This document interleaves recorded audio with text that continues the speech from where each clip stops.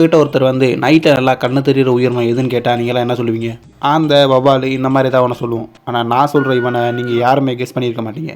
அது யார் அப்படின்றத இந்த வீடியோவில் சொல்கிறேன். ஸோ வீடியோவை லைக் பண்ணிட்டு சேனலை மறக்காமல் சப்ஸ்கிரைப் பண்ணி சப்போர்ட் பண்ணுங்கள். அது வேறு யாரும் இல்லை, இந்த கொசு பைய தான். ஏன் அப்படி சொல்கிறேன் அப்படின்னா, நைட் நம்ம தூங்க போகும்போது லைட்டெல்லாம் ஆஃப் பண்ணிட்டு ஃபேனை போட்டு விட்டு போய் படுப்போம். அப்போன்னு பார்த்து கரண்ட் கட் ஆகி ஃபேன் ஆஃப் ஆயிரும்.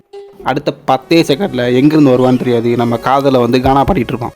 எப்படி அந்த இருட்டில் கூட அவனால் நம்மளை ஷார்ப்பாக கண்டுபிடிச்சி வர முடியுது? அவன் கண் அவ்வளோ ஷார்ப்பாக அப்படின்னு கேட்டிங்கன்னா அதுதான் கிடையாது. அவனோட கண்ணை வச்சு வெறும் 1 மீட்டர் தூரத்துக்குள்ளே இருக்கிறத மட்டும் தான் ஒழுங்காகவே பார்க்க முடியும். அதுக்கு மேலே போயிடுச்சு அப்படின்னா ஒன்றுமே தெரியாது. அப்புறம் எப்படி அந்த இருட்டில் கூட அவனால் நம்மளை கரெக்டாக கண்டுபிடிச்சி வர முடியுது அப்படின்னு பார்த்தோம்னா அதுக்கு காரணம் அவனோட மூக்கு.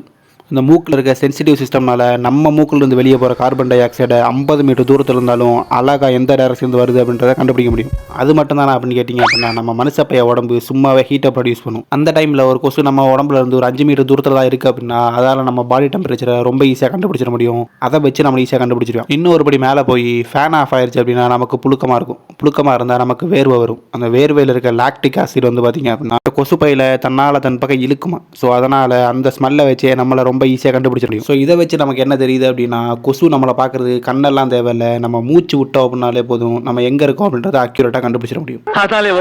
இவ்வளவத்தையும் பண்ணுற இவனோட மூளையோட சைஸ் எவ்வளோ தெரியுமா? வெறும் 0.02 மில்லிகிராம். அதாவது 1 கிலோகிராமில் 1000 கிராம் இருக்கும், 1 கிராமில் 1000 மில்லிகிராம் இருக்கும், 1 மில்லிகிராமில் 1000 மைக்ரோகிராம் இருக்கும். இதில் இந்த கொசுவோட மூளையோட சைஸ் 0.02 மில்லிகிராம், அதாவது 20 மைக்ரோகிராம். சிம்பிளாக சொல்லணும் அப்படின்னா 1 கிராம் அளவுக்கு கொசுவோட மூளை நம்ம எடுக்கணும் அப்படின்னா சுமார் 5 லட்சம் கொசு நமக்கு தேவைப்படும். அப்போ எந்த அளவுக்கு சின்னதாக இருக்கும் அப்படின்றத யோசிச்சு பாருங்க. இவன் ஆளுதான் பார்க்க சிறுசு, ஆனால் இவன் வரலாறு ரொம்ப ரொம்ப பெருசு. ஜுராசிக் பார்க் படத்தில் வர மாதிரி இவன் டைனோசர் காலத்திலிருந்து வாழ்ந்துட்டு இருக்கிற ஒரு உயிரினம். பூமிக்கு வந்து சுமார் 20 to 25 கோடி வருஷம் ஆயிருக்கும் அப்படின்றாங்க. இவங்கெல்லாம் டைனோசரஸ் ரத்தத்தை குடிச்சு வளர்ந்த பயலுங்க. இப்போ வரைக்கும் சும்மா அப்படி நிற்கிறாங்க. எனக்கு எண்டே கிடையாதுடா. ஆனால் இவங்களுக்கு ஒரு எண்டு கார்டு போடுற மாதிரி கூகுள் ஒரு சொல்லியை பார்த்துருக்காங்க. அது என்னன்னு தெரிஞ்சா கமெண்ட் செக்ஷனில் சொல்லிட்டு போங்க.